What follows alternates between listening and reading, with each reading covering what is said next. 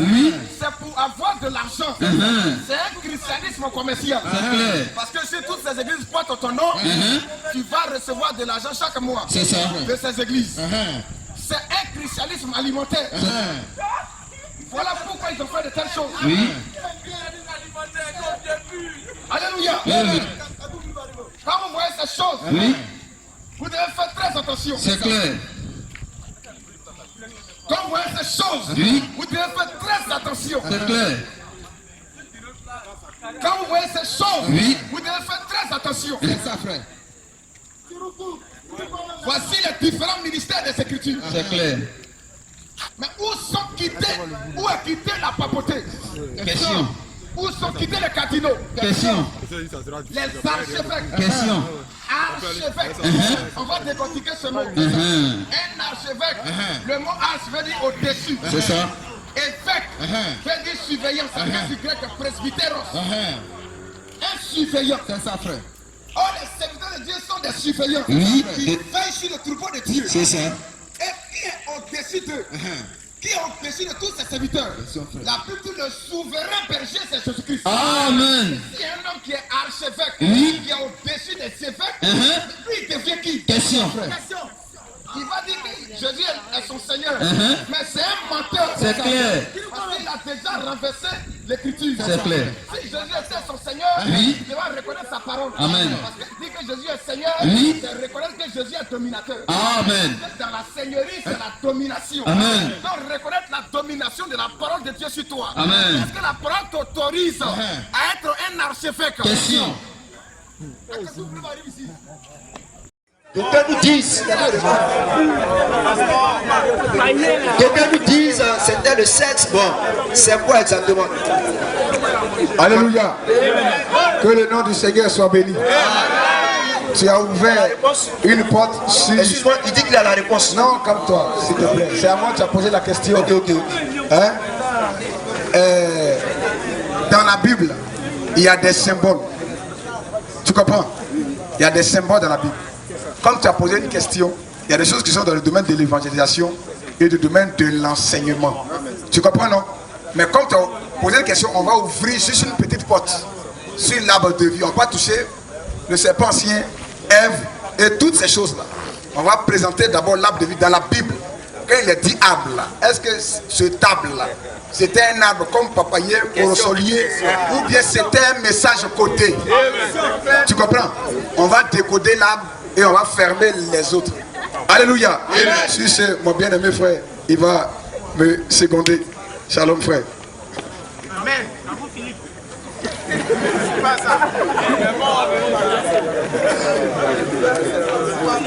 Nous bénissons le Seigneur et nous lui rendons toute la gloire. Et nous croyons que vous aimez Dieu, c'est pourquoi vous êtes tous présents pour écouter sa parole. Que Dieu vous bénisse. Bien, le frère a posé une bonne question, mais comme disait mon frère, il dit que il y a le domaine de l'enseignement et il y a le domaine de l'évangélisation. Puisqu'il a posé la question et qu'il veut comprendre quelque chose, nous allons ouvrir une petite porte. Nous allons démontrer ce qui veut dire arbre et fermer la porte. Bien, nous allons d'abord prendre Genèse 2, 15 à 17. Genèse 2, Oui, 15 à 17. oui. L'Éternel Dieu prit l'homme et le plaça dans le jardin d'Éden et le plaça dans le jardin d'Éden pour le cultiver et pour le garder. Oui, L'Éternel Dieu donna cet ordre à l'homme. l'Éternel Dieu donna cet ordre à l'homme. Tu pourras manger de tous les arbres du jardin, mais tu ne mangeras pas de l'arbre tu ne mangeras pas de l'arbre de la connaissance du bien et du mal. de la connaissance du bien et du mal. Et donc, il y a un arbre qui a été appelé arbre de la connaissance du bien et du mal. Mais quand on va au verset 9 de Genèse 2, Au verset 9. oui, L'Éternel Dieu oui, fit pousser du sol l'Éternel Dieu fit pousser du sol des arbres de toute espèce. des arbres de toute espèce, c'est-à-dire que les arbres physiques que nous voyons, comme les manguiers, les papayers et autres, oui, Agréables à voir agréables à voir et bons à manger. et bons à manger. Et Oui. l'arbre de la vie Et l'arbre de la vie au milieu du jardin. au milieu du jardin. Et l'arbre de la connaissance du bien et Et du mal. l'arbre de la connaissance du bien et du mal au milieu du jardin. Écoutez bien le langage divin. La Bible dit que Dieu a planté tous ces arbres-là. Il les avait poussés dans le jardin d'Éden. Et encore, la Bible fait une précision qu'il y a l'arbre de la vie au milieu du jardin et l'arbre de la connaissance du bien et du mal. Et cela nous amène donc à réfléchir. Parce que quand la Bible parle d'arbre, il faudra que nous comprenions qu'il ne s'agit pas forcément d'arbre physique. Parce qu'il y a l'arbre physique et il y a quelque chose qu'au plan spirituel Dieu appelle arbre. C'est quoi? C'est quoi? Parce qu'il parle du milieu du jardin. Il y avait deux arbres. L'arbre de la vie et l'arbre de la connaissance du bien et du mal. Et il a dit à l'homme de ne pas manger de l'arbre de la connaissance du bien et du mal. Mais qu'est-ce que l'arbre? Je sais que vous avez vu ici beaucoup d'arbres. Mais nous allons voir aussi quelques versets parce que la Bible s'explique elle-même. C'est la Bible qui s'interprète elle-même. Ce n'est pas la pensée de l'homme, mais c'est la Bible elle-même. Lisons Jérémie 11, 18 à 19. Et Jérémie 18, 18. Jérémie 11. Oui. L'Éternel m'en a informé. L'Éternel. L'Éternel m'en a informé. M'en a informé. Et j'ai su. Et j'ai su. Alors, tu m'as fait voir. Tu m'as fait voir les œufs. Les œufs. J'étais comme un agneau familier. J'étais comme un agneau familier. Qu'on mène à la boucherie. Qu'on mène à la boucherie. Et j'ignorais les mauvais desseins. Et j'ignorais les mauvais desseins qu'il méditait. Contre moi. Donc Dieu a fait voir quelque chose à son serviteur Jérémie. C'est que Jérémie ignorait. Ils avaient des mauvais desseins contre Jérémie. Mais qu'est-ce qu'ils ont dit? Oui. Détruisons l'arbre. Ils ont dit qu'ils devaient détruire un arbre. Avec son fruit. Avec son fruit. Donc c'est l'arbre et le fruit qui doivent être détruits. Ils ont dit qu'ils doivent détruire un arbre et le fruit. Or, si tu n'as pas les yeux spirituels, tu vas croire que c'est papayers ou manguier. Mais Jérémie lui-même va expliquer de quel arbre il s'agit. Jérémie 18, 18. Jérémie 18. Oui. Verset 18. Oui. Ils ont dit. Venez. Voici ce qu'ils ont dit. Venez. Complotons contre Jérémie. Complotons contre Jérémie. Il parlait d'un arbre. Jérémie explique maintenant ce table-là. Complotons contre Jérémie. Car la loi ne périra pas. La loi ne périra pas. Faute de sacrificateurs. Or, il devait détruire l'arbre. Il devait tuer l'arbre. La loi ne périra pas faute de sacrificateurs. Ni le conseil. Faute de sages. Ni la parole. Faute de prophètes. Venez. Tuons-le. Or, ils doivent tuer un arbre. Ils doivent détruire un arbre. Mais qui est ce table-là? Venez. Tuons Jérémie. Avec sa langue. C'est Jérémie qui était l'arbre. Et son fruit et son évangile, c'est l'arbre. L'arbre et l'évangile. L'arbre et le fruit. Au plan spirituel, c'est un homme. Et son fruit, c'est son évangile. Proverbe 18, frère Vétier. Proverbe chapitre 18. Parce qu'il y avait un arbre. Lorsque tu manges son fruit, tu as la mort. Oui. Proverbe chapitre 18. Oui. Verset 20. Oui. C'est du fruit. De sa bouche. Que l'homme rassasie son corps. Donc, bouche à fruit. Il dit c'est du fruit de sa bouche que l'homme rassasie son corps. Oui. C'est du produit. De ses lèvres. qu'il se rassasie. Qu'il se rassasie. Oui. La mort. La mort. Et la vie. Et la vie. Oh, il y a deux arbres. Il y a un arbre dans le jardin au milieu qui donne la vie. Il y a un autre au milieu qui donne la mort. Il dit la mort. Oh, c'est le fruit.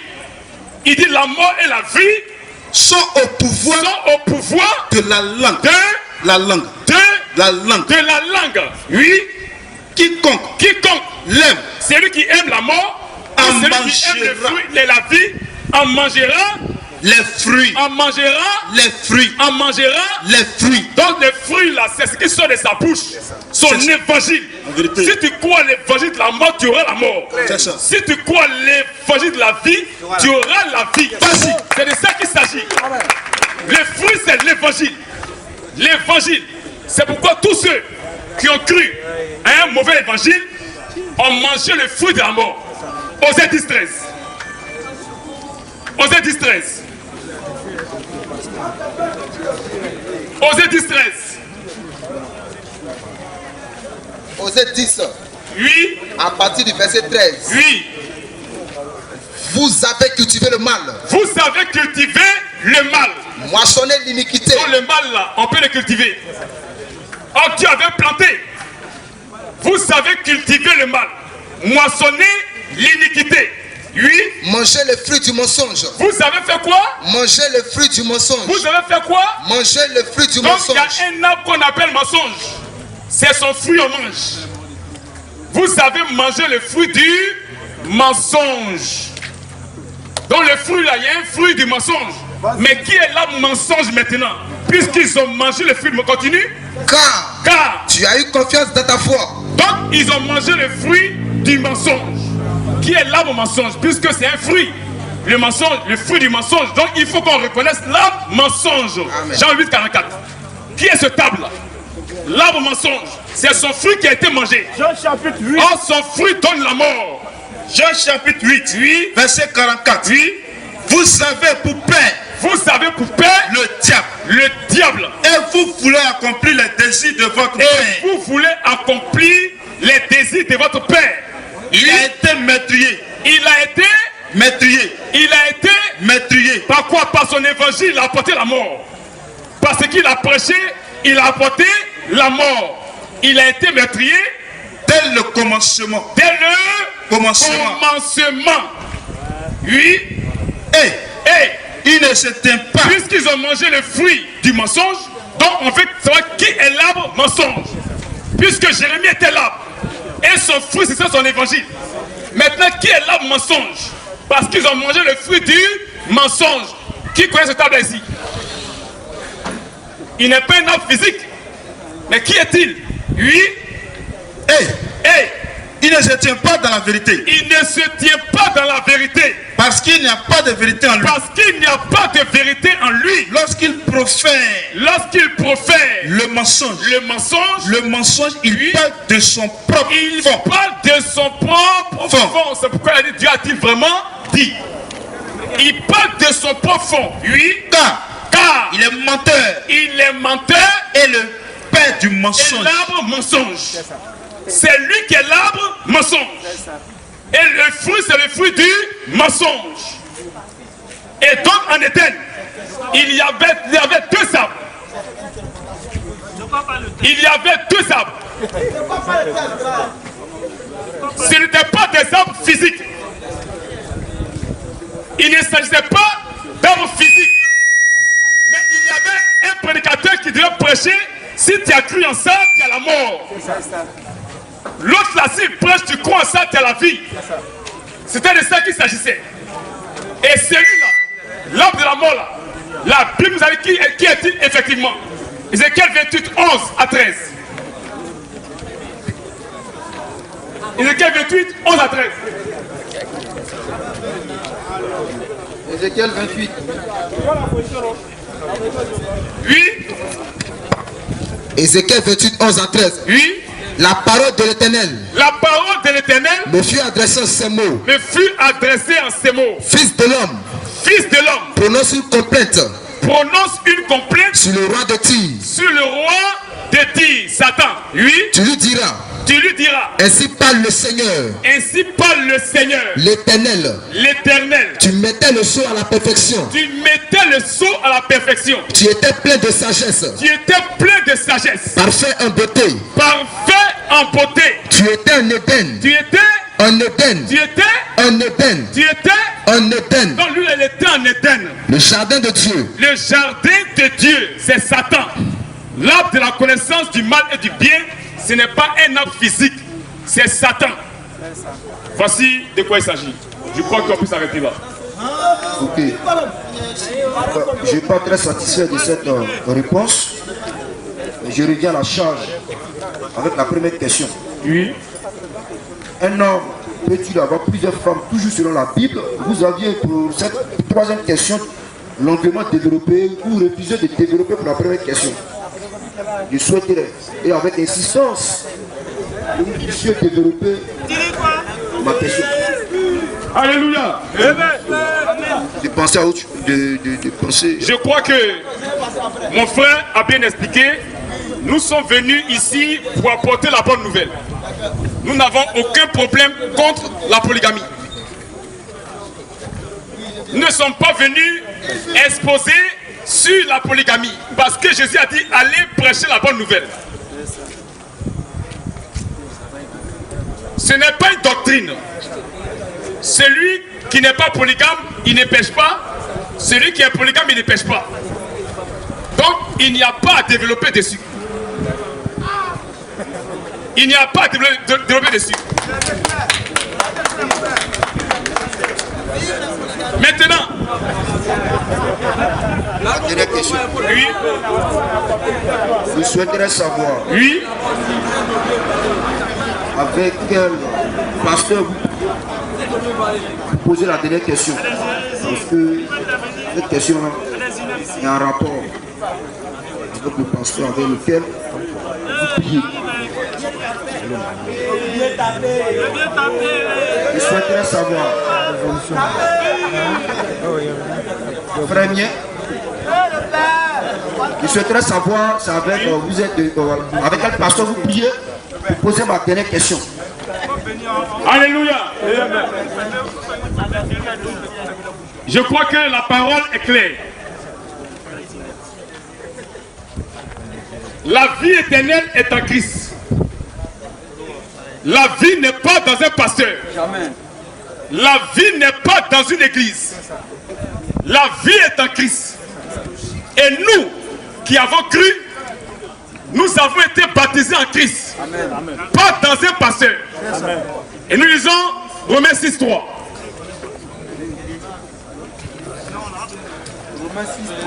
Oui. C'est que je ne pourrais pas poser ma quatrième question.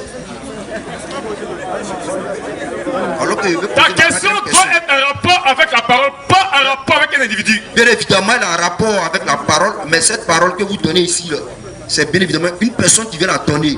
Et cette personne ne dit pas ce qui est dans la parole. Romains 6:3. Ignorez-vous. Ignorez-vous. Ignorez-vous. Oui. Que nous tous qui avons été baptisés en Jésus-Christ. Et tu prépares 1 Corinthiens 1. Verset 11 à 12. Oui.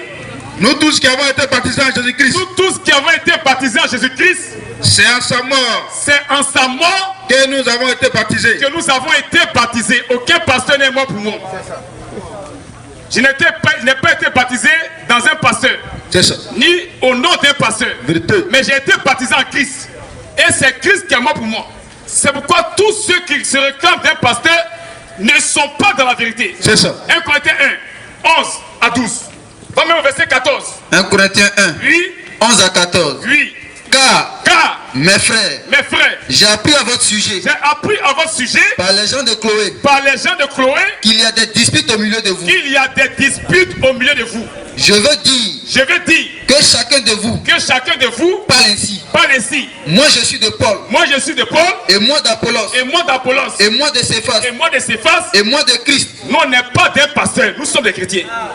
Oui, continue. Au verset 13. Oui. Christ a-t-il divisé? Paul a-t-il été crucifié pour vous? Ou est-ce au nom de Paul, que vous avez été baptisés, je rends grâce à Dieu. Donc Paul même dit c'est pas son nom. Donc aucun chrétien ne peut se réclamer de Paul ni des pasteurs. Nous nous réclamons de Christ. Amen. Ok, merci bien. Je crois que je ne suis pas satisfait pour 2 questions que j'ai posées. Pour les 2 autres questions, je demeure sur ma soif. Merci. Que le nom du Seigneur soit béni. Amen. Nous sommes ici pour vous éclairer.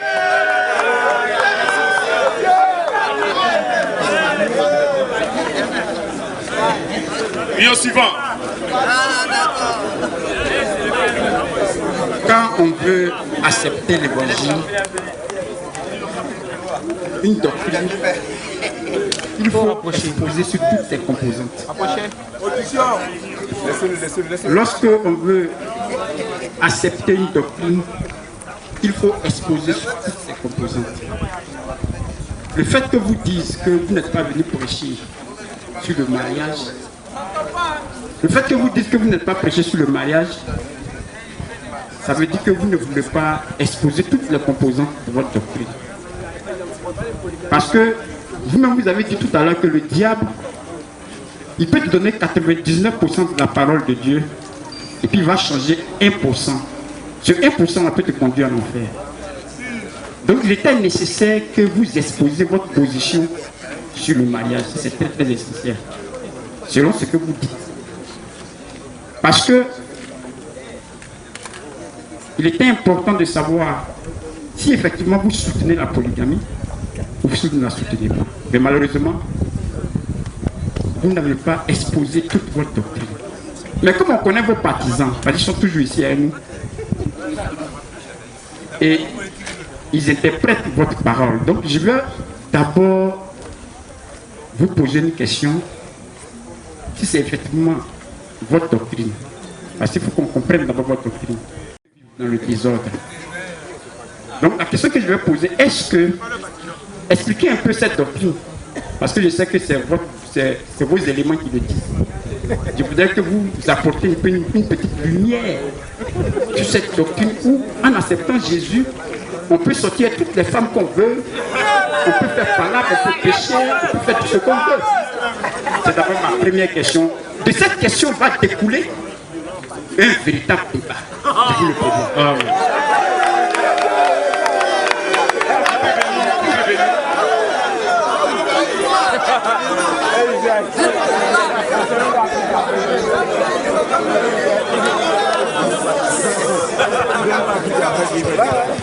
Nous rendons toute la gloire au Seigneur Jésus-Christ. Amen.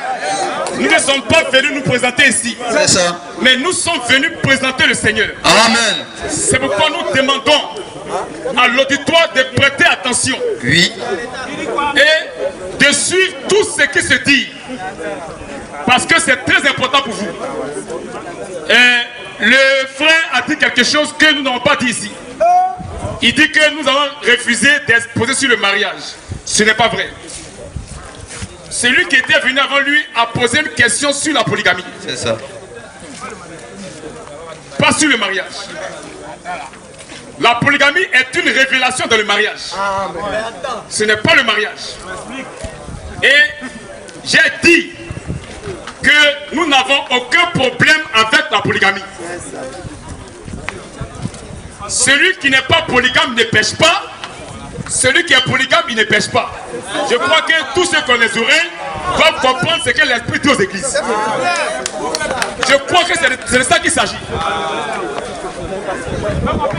Nous sommes venus exposer la parole pour le salut de vos âmes. La polygamie ne sauve pas quelqu'un. Ça ne sauve pas quelqu'un. Et il a demandé de savoir quelque chose, selon lui, des partisans, mais qu'il sache que nous n'avons pas de partisans. C'est ça. Nous n'avons pas de partisans. Nous sommes des chrétiens. Amen. Et nous avons des frères qui croient à la même doctrine que nous. Amen. Pas notre doctrine, mais la doctrine de Christ. Amen. 2 Jean 1:9.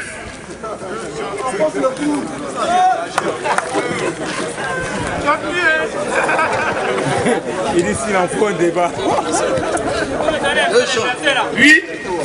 2 Jean 1, 9. Oui. Moi Paul, moi Jean. Oui. 2 Jean. 2 Jean 1, 9. 2 Jean 1. Oui. Le verset 9. Oui. Quiconque va plus loin. Va plus loin. Elle ne demeure pas. C'est-à-dire qu'il y a ici la doctrine de Christ. Parce que il faut demeurer dans les limites de la doctrine de Christ. La doctrine de Christ a des limites. Et la Bible dit que quiconque va plus loin, c'est-à-dire si tu as dépassé, tu vas croiser des démons. Quiconque dépasse la doctrine de Christ, quiconque va au-delà de la doctrine de Christ, donc quiconque va plus loin, lui, elle ne demeure pas. Elle ne demeure pas dans la doctrine de Christ. Il doit rester dans les limites de la doctrine. Il doit demeurer dans la doctrine de Christ.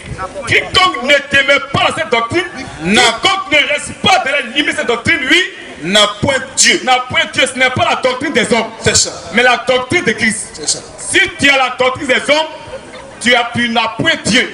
Parce que tu as dépassé la doctrine de Christ. On t'a donné les raisonnements. C'est pourquoi les femmes prêchent. Ils sont allés loin. Ils ont dépassé la doctrine. C'est pourquoi il y a les écoles de théologie. Ils sont allés loin. Ils ont dépassé la doctrine. C'est pourquoi on baptise les bébés. Ils sont allés loin. Ils ont dépassé la doctrine. C'est pourquoi il y a le coup de baptême. Ils sont allés loin. Ils ont dépassé la doctrine. C'est pourquoi ils baptisent de la Trinité. Ils sont allés loin. Ils ont dépassé la doctrine. C'est pourquoi ils prêchent qu'il y a 3 dieux d'un seul Dieu. Ils sont allés loin. Ils ont dépassé la doctrine.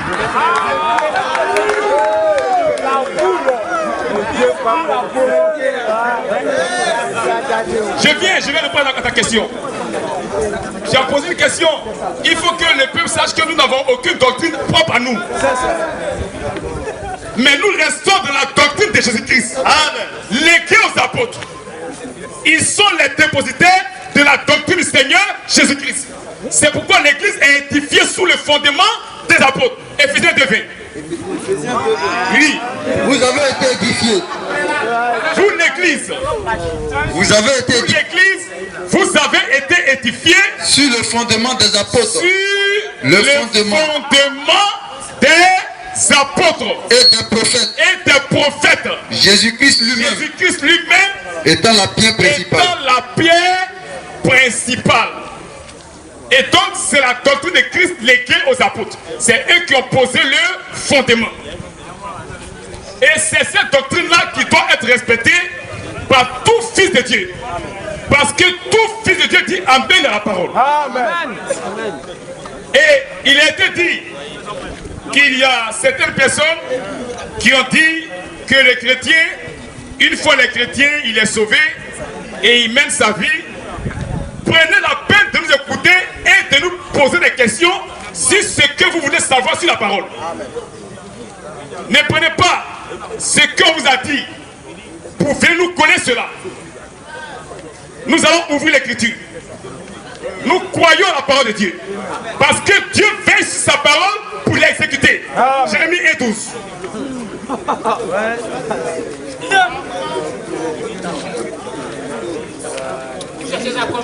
Jérémie 1. Oui. À partir du verset 12. Oui. Et l'Éternel me dit. Et l'Éternel me dit. Tu as bien vu. Tu as bien vu. Car je veille sur ma parole. Je veille sur ma parole. Pour l'exécuter. L'exécuter. Dieu veille sur sa parole pour exécuter sa parole. C'est pourquoi sa parole demeure éternellement. Tout va passer, mais sa parole ne passera jamais. Et cette parole nous dit quoi? En tant que fils de Dieu, il faut d'abord comprendre quelque chose. Nous prêchons la parole authentique. Amen. Qui dit que le chrétien est sauvé par grâce. Amen. Sans effort. Ne confondez pas le salut et puis la vie de celui qui a reçu le salut. C'est ça qu'on va développer pour vous. Pour être sauvé, L'homme n'a fourni aucun effort. Dans le plan du salut, Dieu a écarté l'homme. L'homme n'a aucun effort à poser pour être sauvé. Parce que si tu comptes sur ton comportement pour être sauvé, tu es disqualifié. Parce que si Dieu veut regarder le comportement, personne ne sera sauvé. Aucun homme sur la terre. Parce qu'il n'y a pas un homme sur la terre qui ne pêche pas. Job 15, 14 à 16.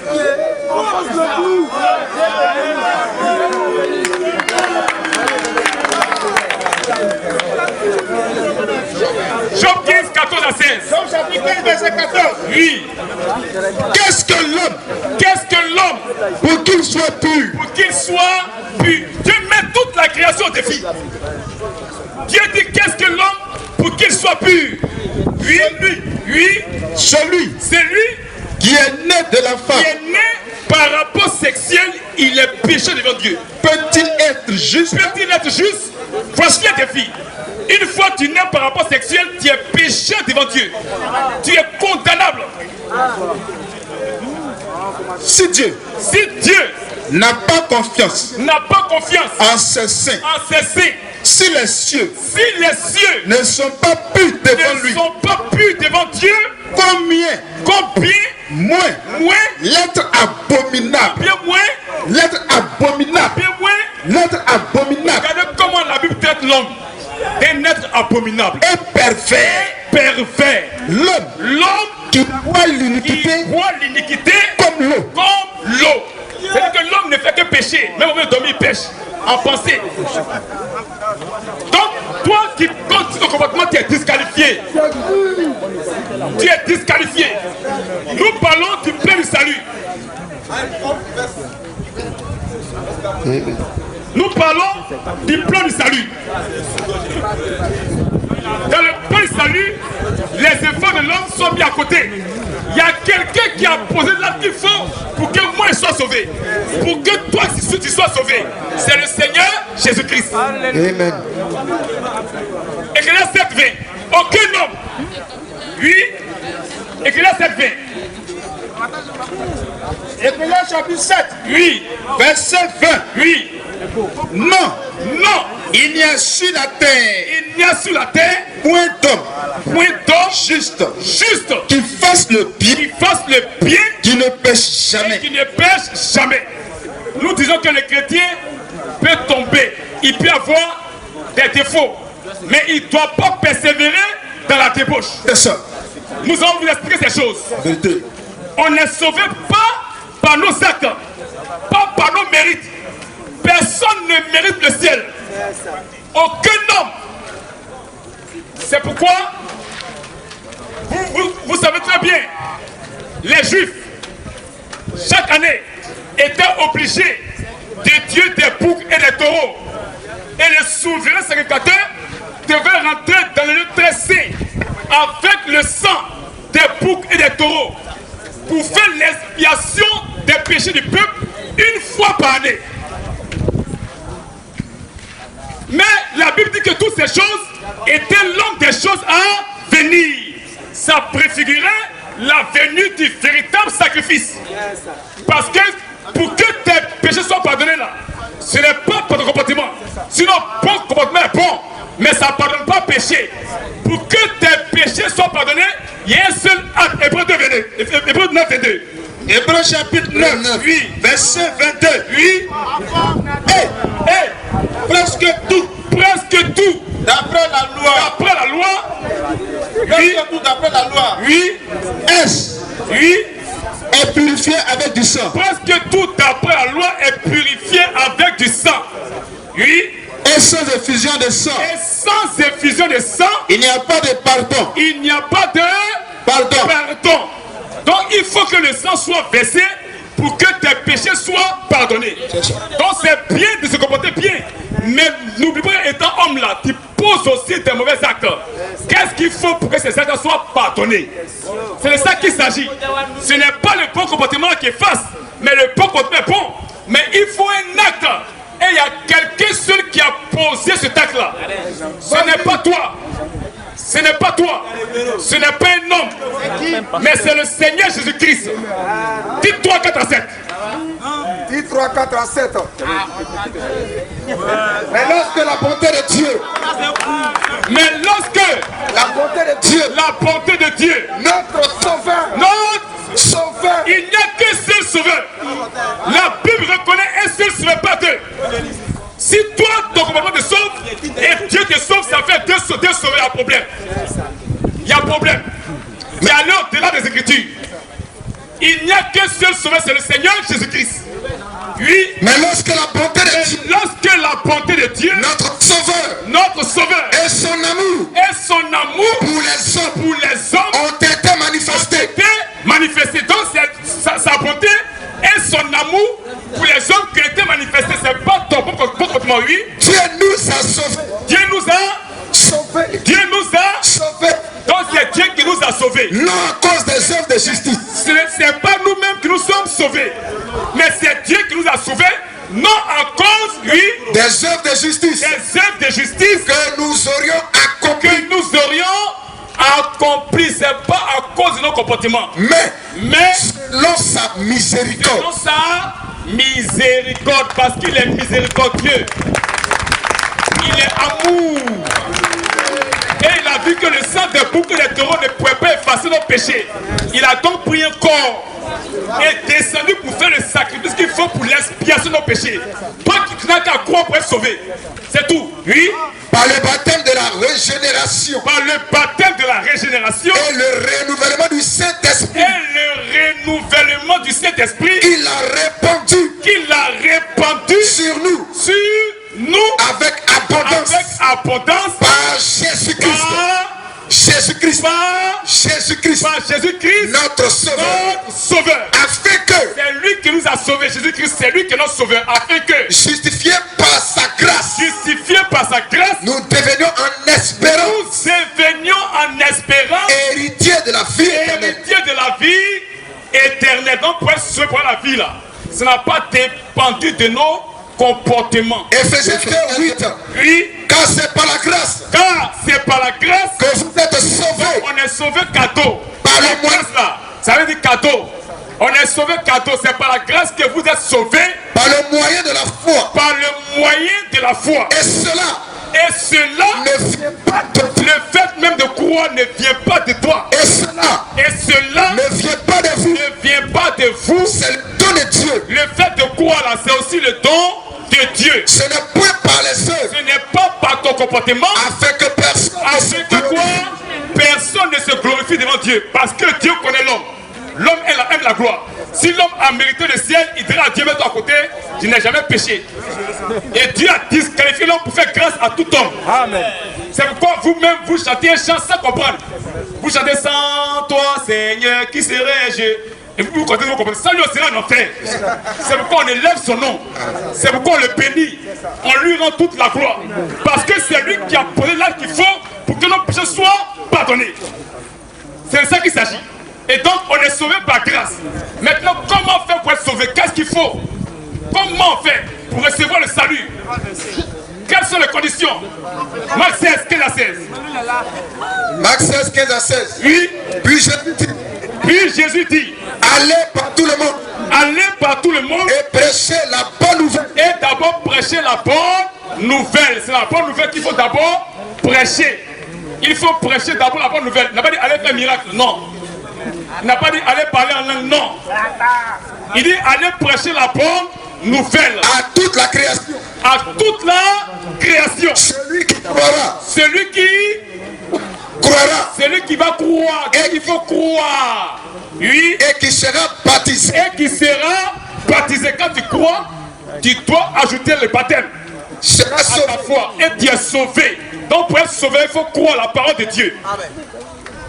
Pour recevoir le salut, il faut croire à la parole entière de Dieu. Et quand tu as cru, tu réclames ton baptême. C'est pourquoi il n'y a pas beaucoup de baptême dans la Bible. Il n'y a pas beaucoup de base. C'est de l'escroquerie. Des gens échouent dans le baptême. Qui a échoué Paul? Qui a échoué Pierre? Et quand il a fait 3 ans, n'a pas eu être baptisé, il fait Koutia. Qui a fait Koutia et Pierre? Qui a fait Koutia et Paul? C'est l'escroquerie. Et donc, celui qui croit, c'est lui qui est sauvé. Maintenant, celui qui est sauvé là, celui qui est sauvé là, quelle est sa vie? Parce que l'esprit que tu reçois doit te transformer. C'est Jésus qui est le médecin. Nous tous, nous sommes malades parce que nous avons des mauvais comportements. C'est pourquoi il faut venir. Tous ceux qui disent que pour venir à Jésus, il faut laisser son mauvais comportement n'ont rien compris. Si tu peux te changer, reste à la maison. Matthieu 10, Matthieu 9, 10 à 13. Matthieu 9, 10 à 13. Oui. Oui. Matthieu 9, 10 à 13. Il a posé une question parce qu'il a dit que il paraît qu'on dit que quand tu crois, il faut vivre la débauche. C'est ça le temps de expliquer la vérité. Il faut commencer par le début. Oui. Matthieu 9. Oui, 10 à 13. Comme Jésus était à table dans la maison. Voici beaucoup de publicains et des gens de mauvaise vie venaient se mettre à table avec lui. Sont venus à table avec lui et avec ses disciples. Les pharisiens virent ceux qui se croient trop bien et ne sont pas malades, ils ont vu cela. Ils disent à ses disciples, ils ont dit aux disciples de Jésus, pourquoi votre maître mange-t-il avec les publicains et les gens de mauvaise vie? Ce que Jésus, si tu n'es pas en ordre, crois la parole, viens te faire baptiser, Christ va te transformer. Amen. Oui. Ce que Jésus ayant entendu, il dit, ce ne sont pas ceux qui sont bien portants, qui ont besoin de médecins. Mais lui-même qui est bien portant, il dépasse l'hôpital sans service d'hôpital. Parce qu'il est bien portant. C'est lui qui est malade qui connaît l'importance d'hôpital. Oui. Ce ne sont pas ceux qui sont bien portants, qui ont besoin de médecins, mais les malades. Allez. C'est les malades qui ont besoin d'eux. C'est lui qui a dit dans Somme 103 que je suis l'Éternel qui te guérit de toutes tes maladies. C'est lui. Nous avons des défauts, mais il faut le médecin pour nous soigner et pour nous guérir, pour nous transformer. C'est Jésus-Christ. C'est pourquoi au verset 13, je suis venu appeler des pécheurs. Allez. On n'a pas dit venez pour pécher, mais viens croire pour être sauvé. Maintenant, la vie d'un né de nouveau, c'est quoi? Celui qui a reçu l'Esprit de Dieu, quelle est sa vie? Comment il marche? La marche chrétienne. C'est de ça qu'il s'agit. La marche chrétienne. Reprenons Ephésiens 2, 8 à 10 maintenant. Car c'est par la grâce. Car c'est par la grâce que vous êtes sauvés. Que vous êtes sauvés. Par le moyen de la foi. Par le moyen de la foi. Et cela ne vient pas de vous. C'est le don de Dieu. Ce n'est point par les œuvres. Ce n'est pas par votre comportement. Pour être sauvé là, c'est différent, comprenez? Pour être sauvé, c'est différent. Ce n'est pas par les œuvres. Afin que personne ne se glorifie. Car nous sommes son ouvrage. Ayant été créé en Jésus-Christ. Pour de bonnes œuvres.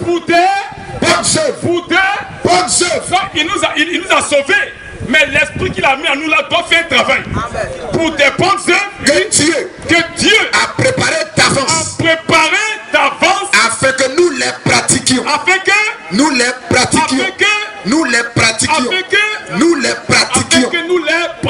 En tant que chrétien, il y a le comportement d'un fils de Dieu. Amen. Ce n'est pas la débauche. Le fils de Dieu ne demeure pas dans le péché. Impossible. Il ne demeure pas dans le péché. Mais puisque Christ l'a sauvé, il y a une transformation. Ça va? Selon ce que tu dis, je crois que tu as été contredit toi-même tes propres partisans. Parce qu'il y a Sourkou qui est là-bas, qui a défendu haut et fort, effectivement, que lorsque tu as Christ, tu ne pêches plus et tu peux vivre dans le péché.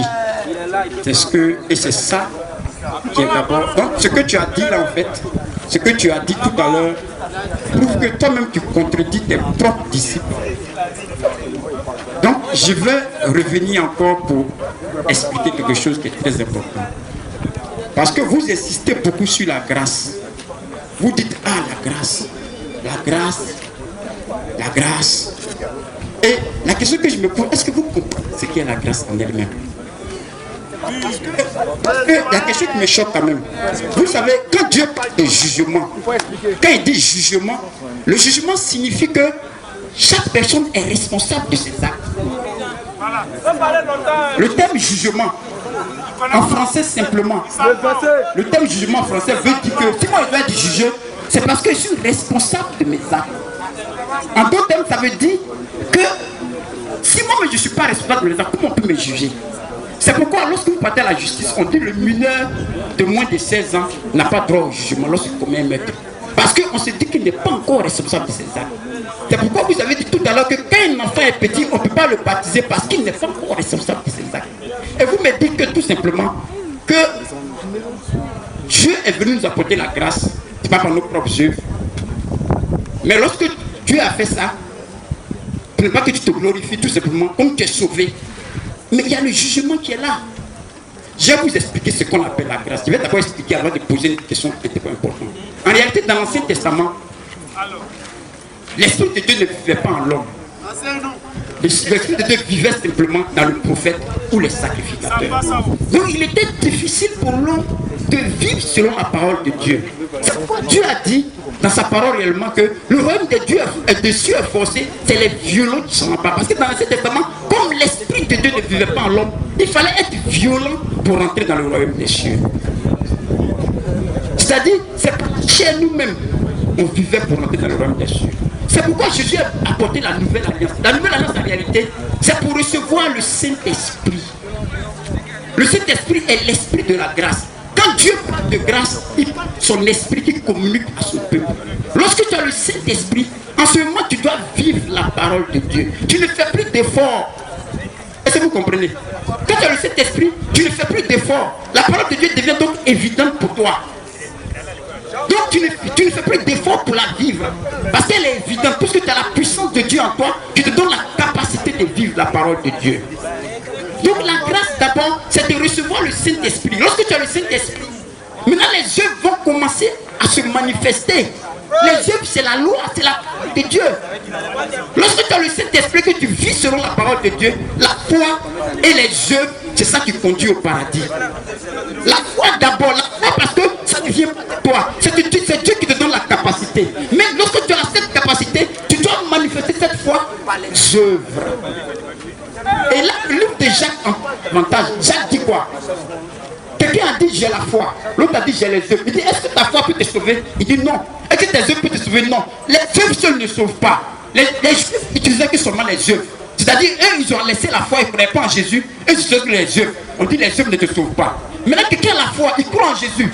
Et la Bible dit les démons croient que Dieu existe, mais ils tremblent. Les démons ont la foi, mais ils n'ont pas les œuvres. Mais en réalité, c'est la foi accompagnée des œuvres qui conduit au paradis. Alors que dans votre doctrine, on sent que vous ne mettez pas l'accent sur les œuvres, vous mettez l'accent sur la foi. Alors que Dieu même dit dans le livre de Jacques, je peux le lire tout à l'heure, que quand tu as la foi, ça s'accompagne des œuvres. Ce n'est pas la foi seulement qui sauve. La foi est le Saint-Esprit. Et le Saint-Esprit s'accomplit à travers la parole de Dieu. Et là, c'est essentiel. Dans la doctrine de Christ.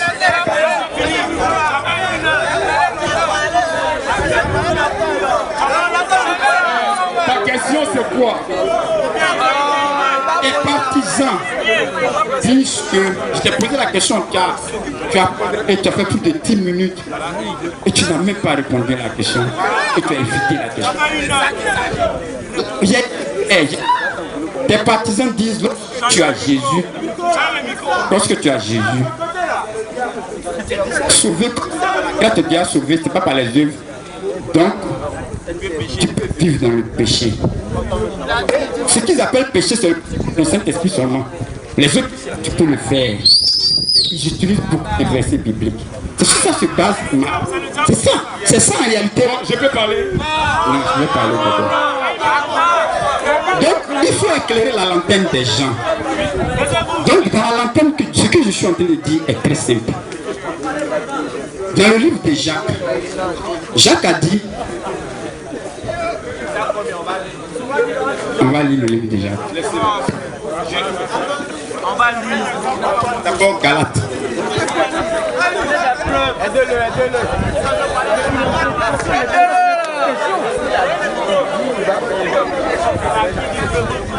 Galates 5, verset 19. Galate, je vais vous informer que Galate là, c'est une église qui se trouve en Galate. Les lettres de Paul sont destinées aux églises, c'est pas aux païens. Parce que les membres de votre doctrine disent Galate là, ils écrivaient tout simplement à des païens. C'est faux. C'est d'abord une hérésie. Les livres, les épîtres de Paul sont destinés aux églises qui existaient dans d'autres régions. Donc c'est à des chrétiens Paul s'adressait. Et voilà ce que Paul va dire à ces chrétiens. Paul que vous utilisez comme votre symbole. Il a dit dans Galates 5 verset 19. Or les œuvres de la chair sont manifestes. Ce sont l'impudicité, l'impureté, la dissolution, l'idolâtrie, la magie, les inimitiés, les querelles, les jalousies, les animosités, les disputes, les divisions, les sectes, l'envie, l'ivrognerie, les excès de table et les choses semblables. Je vous dis d'avance, comme je l'ai déjà dit, que ceux qui commettent de telles choses n'hériteront point le royaume des cieux. Donc Paul parle aux chrétiens qui avaient déjà reçu le Saint-Esprit. Mais il ajoute les œuvres de la loi. Ça, c'est les œuvres de la loi. C'est-à-dire que le Saint-Esprit seul ne suffit pas pour entrer dans le royaume des cieux. Il faut manifester cela par la pratique de la parole de Dieu. Et c'est sur ça que nous insistons. On ne peut pas croire seulement en Jésus. Pour croire en Jésus, il faut manifester cela aussi par les actes que tu poses. Et les actes que tu poses, c'est ce qui est conforme à la parole de Dieu. Et cette partie de la parole de Dieu montre bien qu'effectivement, la foi est accompagnée de quoi? Des œuvres. La foi, elle seule ne suffit pas. Et donc, lorsque vous enlevez les œuvres et que vous parlez seulement de la foi, c'est une hérésie. Et comme la parole de Dieu est son propre, Dieu est son propre interprète, Jacques a dit les mêmes choses dans le livre de Jacques. C'est ce que nous disons. Vos partisans ont dit ici, depuis longtemps, que on peut vivre dans le péché. Et ils vivent dans le péché. Pour eux, ils ont déjà Christ. Je vous ai dit que si vous vivez dans le péché, vous allez vous retrouver en enfer. Et c'est ce que Paul a dit. Il a parlé à une église. Il n'a pas parlé à des païens. Il n'a pas parlé à des gens qui vivaient dans le désordre. Il écrivait aux chrétiens. Voilà pourquoi on dit l'épître de Paul aux Galatiens, aux Galates. Est-ce que vous comprenez? Maintenant, on va aller maintenant dans le livre de Jacques, qui est très important.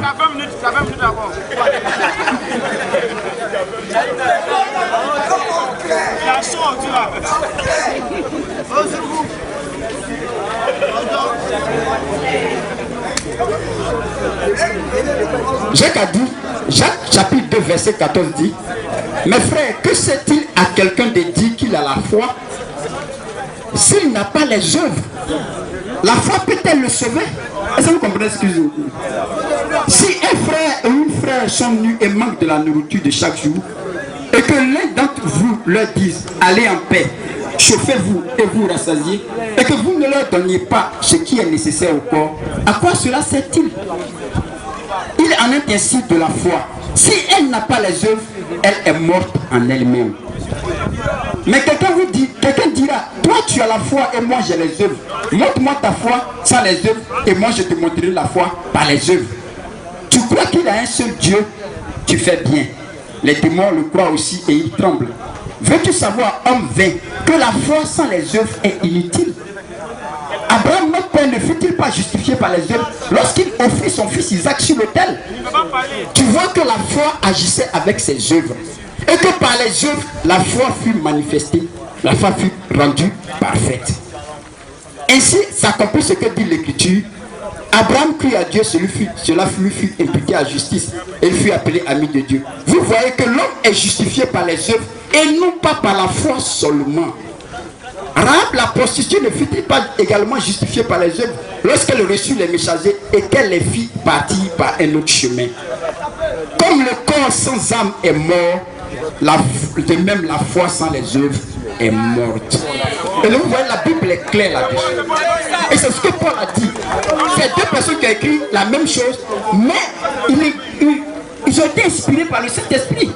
Donc ce que je veux vous dire tout simplement, si vous voulez sauver les âmes, ne leur prêchez pas le péché.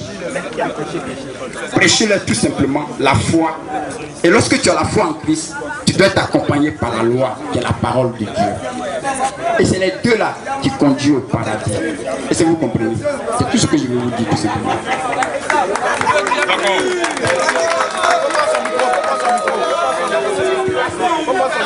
Bon, nous bénissons le Seigneur. Et le frère a pris beaucoup de temps pour s'exprimer.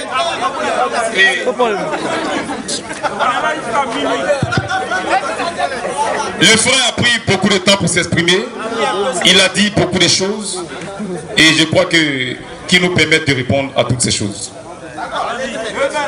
Bien. J'ai comme l'impression qu'il veut nous faire dire ce qu'il lui vient entendre. Parce qu'il vient entendre quelque chose. Il veut nous obliger à dire ce qu'il veut entendre. Non. Nous n'avons jamais prêché le péché ici. Nous avons prêché le péché ici. On a dit à quelqu'un de pécher. Soyons sérieux. Je n'ai pas de disciples. Je suis venu présenter Jésus-Christ. Je suis venu présenter la parole. Et quand il a parlé, j'ai dit que dans le plan du salut, selon l'écriture, l'homme est écarté. L'homme n'a aucun effort à fournir pour être sauvé. Est-ce que lui, il est d'accord avec? Maintenant, celui qui a reçu le Saint-Esprit, là, il y a la marche chrétienne qui n'a rien à voir avec comment il obtient le salut. Parce que tu as reçu l'Esprit de Dieu, comment tu vas marcher? Et il a dit que dans l'Ancien Testament, l'Esprit de Dieu habitait dans les prophètes et les sacrificateurs. Je suis ok. Est-ce qu'il y a un verset qui le dit? Est-ce qu'il peut nous donner le verset qui dit que dans l'Ancien Testament, l'Esprit de Dieu habitait dans les sacrificateurs et les prophètes? Nous l'écoutons.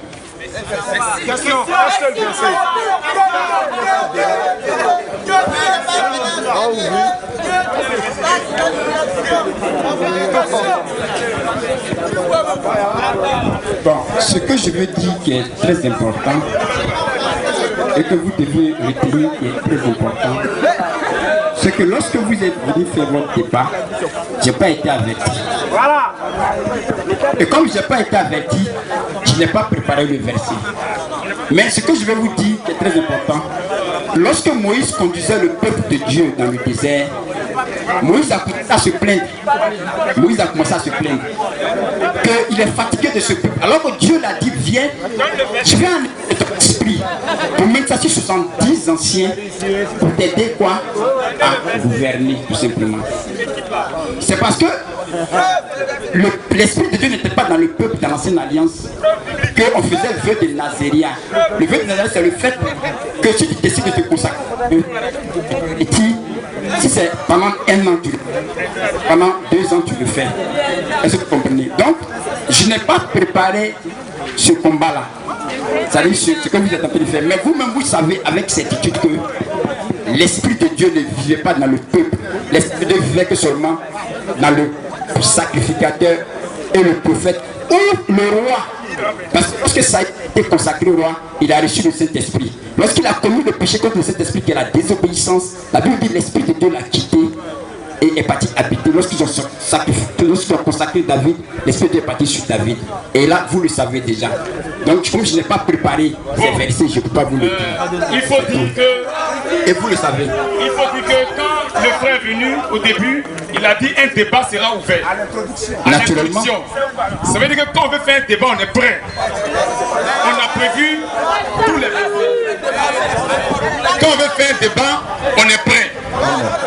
On a prévu tous les versets et on vient faire un débat parce qu'il est venu faire une confrontation de versets bibliques. Il nous a menacés. Et ça veut dire qu'en réalité, il doit être prêt pour démontrer et soutenir tout ce qu'il dit par les versets bibliques. Mais il faut dire que ce qu'il a dit n'est pas vrai. Dans l'Ancien Testament, l'Esprit de Dieu n'a jamais habité d'un prophète ni un sacrificateur, ni en aucun individu. Il a donné le cas de Moïse. L'Esprit était sur eux, pas en eux. Nombre 11, 16 à 17.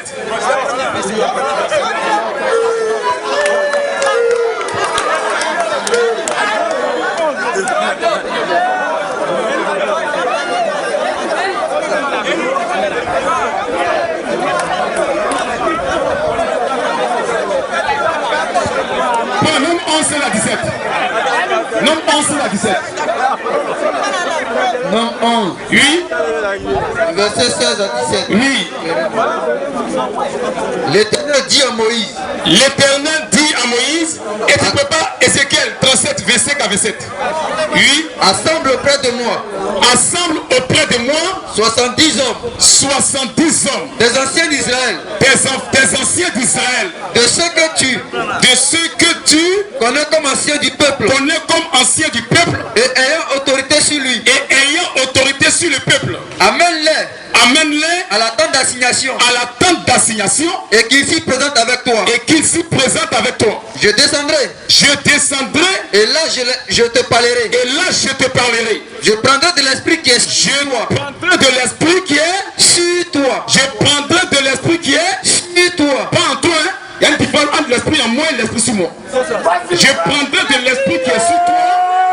Et je le mettrai sur eux. Sur eux. Il mettra l'esprit sur eux, pas en eux. Mais la promesse pour recevoir cet esprit, c'était pour l'église du Seigneur Jésus-Christ. Ézéchiel 37, verset 47. J'ai la parole.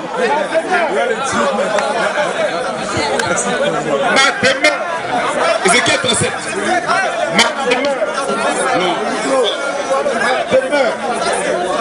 Allô. 27. Ézéchiel 36, verset 47. Je répandrai sur vous. Je répandrai sur vous une eau pure. Une eau pure. Et vous serez purifiés. Et vous serez purifiés. Dieu a promis une eau. Mais quelle est cette eau-là? Et vous serez purifiés. Je vous purifierai. Il a mis ça au futur. Je vous purifierai de toutes vos souillures. De toutes vos souillures. Je vous purifierai de toutes vos souillures. Je vous purifierai de toutes vos souillures. Et de toutes vos idoles. Et de toutes vos idoles. Je vous donnerai un cœur nouveau. Je vous donnerai un cœur nouveau. Et je mettrai. Et je mettrai. Et je mettrai. Et je mettrai en vous que dans la vie éternelle. Et cette eau-là, si elle te donne là, la source d'eau jaillit jusqu'à dans la vie éternelle, dans la vie éternelle. Mais quelle est cette eau? Jean 7, verset 39. Jean 7, verset 39. Celui qui croit en moi. Celui qui croit en moi. Jésus dit, celui qui croit en moi. Jésus dit, celui qui croit en moi. Des fleuves d'eau vive. Des fleuves d'eau vive. Couleront de son sein. Couleront de son sein. Comme dit l'Écriture. Comme dit l'Écriture. Il dit la promesse d'Ézéchiel 26 là. C'est ça que je lui parle maintenant. Comme dit l'Écriture. Il dit cela. Il dit cela de l'esprit. De l'esprit. Que devait recevoir cette eau là, c'est le Saint-Esprit. Que devait recevoir ceux qui croiraient en Jésus-Christ. Car pour recevoir le Saint-Esprit, il faut croire en Jésus-Christ. Car l'esprit n'était pas encore donné. Parce que Jésus n'avait pas encore été glorifié. Alléluia. Jésus n'avait pas encore été glorifié. Donc personne n'avait reçu le Saint-Esprit sur la terre. C'est après sa résurrection qu'il a communiqué l'Esprit à ses disciples, à son peuple. Et donc il a dit que les sacrificateurs, et ils avaient le Saint-Esprit dans l'Ancien Testament. Ce n'est pas la vérité. Pourquoi les sacrificateurs faisaient le sacrifice pour eux-mêmes s'ils avaient reçu le Saint-Esprit? Ce n'est pas vrai. Dieu, mais je crois que tu ne maîtrises pas en réalité la parole de Dieu. Si je m'étais préparé, j'allais te détruire. Maintenant, je vais te montrer un passage. Et puis, je vais te montrer passage par passage que l'Esprit de Dieu vivait dans le texte et le sacrificateur et le roi. Des choses que vous ne maîtrisez pas.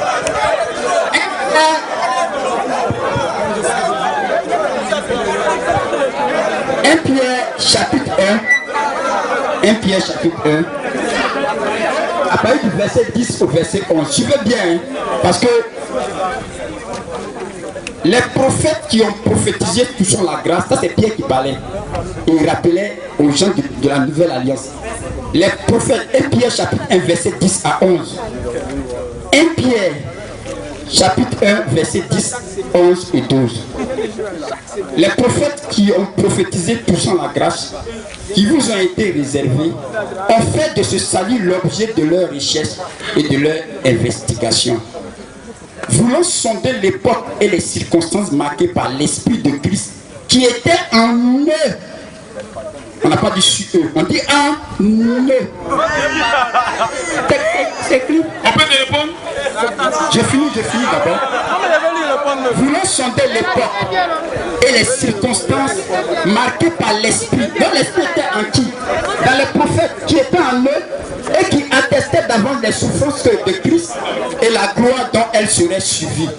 Il leur fut révélé que ce n'était pas pour eux-mêmes, mais pour vous, qu'ils étaient les dispensateurs de cette chose que vous ont annoncé maintenant ceux qui vous ont prêché l'évangile par le Saint-Esprit envoyé du ciel et dans lequel les anges désirent plonger leur regard. Ça c'est le premier verset que je vous montre. Donc ici Pierre est en train de dire aux chrétiens que les prophètes d'avant, l'Esprit de Dieu était en eux déjà. C'est écrit là, on dit en eux. On n'a pas dit sur eux, on dit en eux. Ils avaient à la fois le Saint-Esprit en eux, et puis ils avaient le Saint-Esprit sur eux. Ils avaient les deux. Ils avaient les deux. Maintenant, on va prendre maintenant un autre verset dans l'Ancien Testament, dans 1 Samuel 16. Vous allez comprendre que l'Esprit de Dieu était en Saül. Saül le roi, l'Esprit de Dieu était en lui.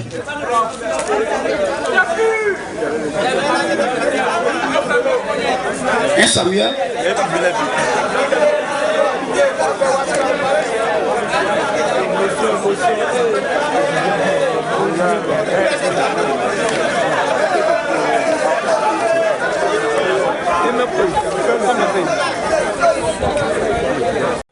Donc Dieu était en colère et Dieu a demandé au prophète Samuel d'aller dans la famille d'Ésaïe, le père de David, car il a trouvé quelqu'un selon son cœur qui voulait choisir pour roi. Donc à partir du verset 2, il dit, Isaïe l'envoya chercher. Oh, il était blond, David était blond, avec des beaux yeux et une belle figure. L'Éternel dit à Saül, lève-toi, point le cas, c'est lui. Samuel prit la conduite, le oignit au milieu de ses frères. L'Esprit de l'Éternel saisit sa vie et à partir de ce jour et dans la suite, Samuel se leva et s'en alla à Rama. L'Esprit de l'Éternel se retira de Saül, qui fut agité par un mauvais esprit venant de l'Éternel. C'est clair. Donc l'Esprit de Dieu était dans les prophètes et les sacrificateurs, ainsi que les rois. Et il y avait l'Esprit de Dieu, non seulement était en eux, mais était sur eux. Mais seulement l'Esprit n'était pas dans le peuple. C'est pourquoi Dieu a voulu changer cette alliance tout simplement. La première alliance, lorsque le prophète dévie, le peuple dévie avec lui. Parce que le prophète n'avait pas l'Esprit. C'était que seulement, le peuple n'avait pas l'Esprit, c'était le prophète, le roi et les sacrificateurs qui avaient le Saint-Esprit. Et donc quand le sacrificateur dévie, le peuple dévie. Dieu a vu que l'alliance était mauvaise. Donc qu'est-ce qu'il a fait? Jésus est venu pour la nouvelle alliance, pour que tout le monde reçoit maintenant le Saint-Esprit en lui. De telle sorte que Dieu peut nous conduire lui-même. Donc quand le sacrificateur est dévié, si tu as le Saint-Esprit, tu sais qu'il a été dévié, tu restes dans la volonté de Dieu. Voilà la nouvelle alliance, le sens de la nouvelle alliance. Et c'est clair, et la Bible le dit.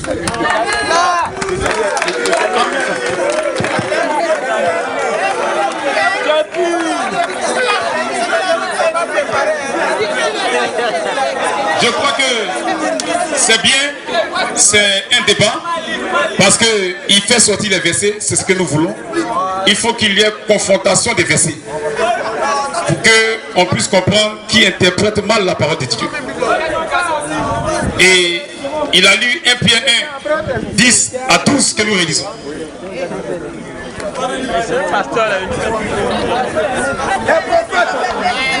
Les prophètes, oui. Les prophètes qui ont prophétisé, touchant la grâce, ils ont prophétisé sur quoi? Sur la grâce. Tous les prophètes ont prophétisé sur la grâce. Tu sais ce que signifie la grâce? Tu crois que les prophètes ils étaient sous la grâce? Oui. Les prophètes qui ont prophétisé. Les prophètes qui ont prophétisé, touchant la grâce, oui, qui vous était réservé. La grâce n'était pas réservée aux prophètes. Ouvre bien tes oreilles. Oui. Touchant la grâce qui vous était réservée. Qui vous était réservée. ont fait de ce salut l'objet de leur recherche. Ils ont commencé à faire des recherches parce qu'eux prophétisent sur quelque chose de bien, quelque chose d'important. Et eux-mêmes font des recherches maintenant. Oui, on fait de ce salut. Ils ont fait de ce salut l'objet de leur recherche. L'objet de leur recherche. Et de leurs investigations. Et de leurs investigations. Ils ont commencé même à faire des investigations. Ça va arriver quand? Parce que l'Esprit de Dieu doit habiter dans les hommes. Selon Ézéchiel 36, verset 27. Ils ont prophétisé la grâce. Christ va venir faire le sacrifice pour expier les péchés. Et l'Esprit de Dieu va habiter dans les hommes. Oui. Voulant sonder l'époque. Voulant sonder l'époque. Ils ont fait les recherches là. Et les investigations. C'était pourquoi? Pour sonder l'époque. Et les circonstances. Et les circonstances. Marquées. Par l'Esprit de Christ. Par l'Esprit de Christ. Qui était en eux. Qui était en eux. En eux. Oui. Et maintenant, c'est en eux là qui le fatigue. En eux. Vas-y, continue la lecture. Et qui voulait. Et qui voulait. Et qui attestait d'avance. Et qui attestait d'avance. Les souffrances de Christ. Les souffrances de Christ. Tout ce qu'ils ont prêché. Ésaïe 53. Chacun a prêché. Ils attestaient d'avance les souffrances de Christ. Et la gloire. Oui. Dont elle serait suivie. Et la gloire dont elle serait suivie. Il a fut révélé. Il y a une gloire qui suit les souffrances de Christ. Il a fut révélé. Il a vu quand ils ont commencé à faire les recherches eux-mêmes là. Ils ont fait les recherches, ils disent c'est important, c'est à quel moment, pas. Parce que quand Dieu a dit dans Ésaïe 8, 14 que la Vierge, il dit vous aurez un signe. La Vierge enfantera un signe et un fils. Pour eux là, c'est le temps. C'était 800 ans plus tard. Il a vu révéler, il a dit vous aurez un signe. Il a vu révéler que ce n'était pas pour eux-mêmes. Que ce n'était pas pour eux-mêmes. Que ce n'était pas pour eux-mêmes. Ce n'était pas pour eux-mêmes. Cette grâce-là, cette gloire qui est derrière la souffrance de Christ-là, c'est pas pour eux-mêmes. Oui, mais pour vous. Pour vous, pour l'Église. Oui, qui étaient les dispensateurs de ces choses. Oui, et que vous ont annoncé maintenant. Que vous ont annoncé maintenant ceux qui vous ont prêché l'évangile. Qui vous ont prêché l'évangile. C'est les apôtres qui ont prêché ça pour dire qu'il faut recevoir le Saint-Esprit par la foi en Christ. Par le Saint-Esprit. Par le Saint-Esprit. Envoyé du ciel. Envoyé du ciel. Et dans lequel les anges désirent plonger leur regard. Les anges même envient l'église. Parce qu'il y a une promesse. Recevoir l'esprit astral, c'est recevoir la vie éternelle. Oh, cette promesse-là, c'est la vie éternelle. 1 Jean 2, verset. Quelle est cette promesse? Qui t'a dit qu'ils ont l'esprit de Dieu en eux? Lisons. 1 Jean 2, 29, verset. 1 Jean 2, verset. Ce que. Oui. Que ce que vous avez entendu dès le commencement demeure à vous.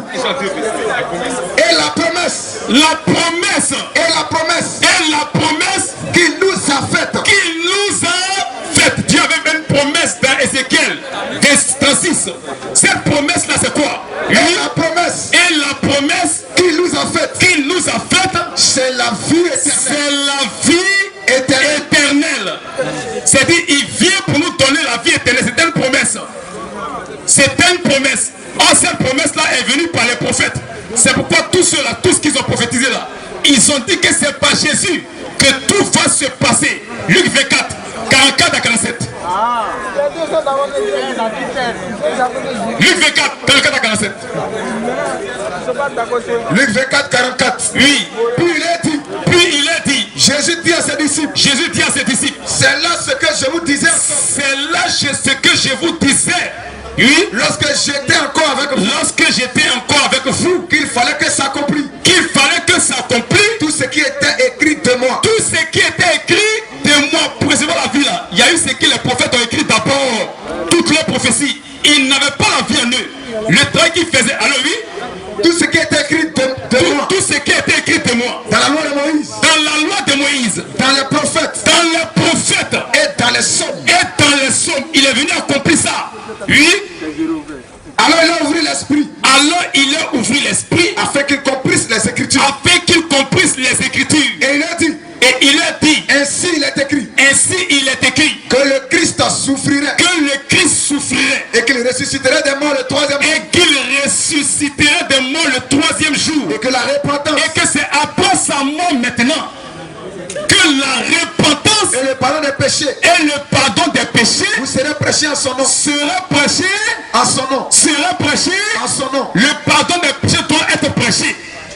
Au nom de Jésus-Christ. À toutes les nations. À toutes les nations. À commencer par Jérusalem. À commencer par Jérusalem. Vous êtes témoins de ces choses. Donc il dit, vous êtes témoins. Donc il dit que tout ce que les prophètes ont donné comme prophétie là, s'accomplisse en Christ. Et voici toutes ces prophéties. Cette promesse qui a été faite de recevoir le Saint-Esprit, de recevoir la vie de Dieu en nous, cette promesse là, les prophètes ont maintenant ressuscité. Étant sortis des sépulcres. Étant sortis des sépulcres. Après la résurrection. La résurrection de Jésus. Ils entraient dans la vie. Ils entraient dans la vie. Mais avant de sortir, qu'est-ce qui s'est passé? 1 Pierre 4:6. Qu'est-ce qui s'est passé? 1 Pierre 4:6. Quand il est descendu dans les vies des morts, il a eu leur communiquer la vie éternelle. Il a eu leur prêcher la parole de vie. Alléluia. Oui. 1 Pierre 4:6. Oui. C'est là. Oui. Tu le connais, non? Quand l'évangile, c'est par l'évangile que les nations et les juifs ont reçu la vie éternelle. C'était le mystère. Les prophètes de l'église, c'est par l'évangile. Jésus est allé leur prêcher l'évangile de l'esprit des morts. Et ils ont cru parce qu'ils sont fils de Dieu. Pour sortir ici des morts. Pour aller à la 6e dimension. Alléluia.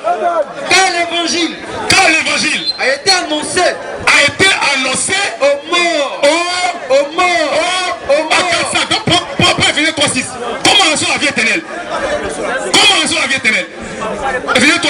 Les juifs et les nations. Ce mystère. C'est un mystère. Tu n'as rien compris.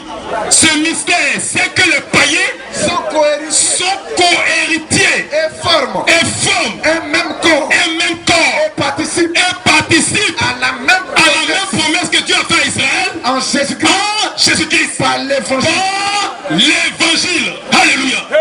C'est par l'évangile qu'on reçoit la vie éternelle. Et cet évangile est prêché aux morts, aux apôtres prophètes, aux sacrificateurs, oui. Quand l'évangile a été aussi annoncé aux morts. Afin que après avoir été jugés comme les hommes quant à la chair, ils vivent selon Dieu. Quant à l'esprit. Quant à l'esprit. C'est maintenant qu'ils reçoivent la vie. Alléluia. Amen. Donc toutes ces pensées ne viennent pas de Dieu. Et quand Jésus est mort, il est ressuscité. Et que les prophètes de haut sont sortis, il est monté avec eux à une autre dimension. Éphésiens 4:8. Oui. C'est pourquoi il est dit, étant monté en haut, il a amené des captifs. C'est Jésus qui les a envoyés dans la dimension des sauvés. Aucun prophète de l'Ancien Testament n'avait la vie en lui. Aucun. Donc quand un Pierre parle de l'esprit de Christ en eux là, c'est pour travailler, pas pour la vie éternelle. C'est pas pour prophétiser. Parce que quand le papa de Jean-Baptiste a eu l'esprit sur lui, il a prophétisé. Luc 1:67. Oui. 1 Pierre 4. Il a amené des captifs. Et il a fait des dons aux hommes. Que signifie les montées? Qu'il a aussi descendu dans les régions intérieures, inférieures de la terre. Il est descendu de l'esprit des morts pour aller délivrer son peuple, pour leur communiquer sa vie par l'évangile. Oui, il allait prêcher aux prophètes et ils ont cru, ils sont sortis du séjour des morts. Et donc, Oui, qui a une question?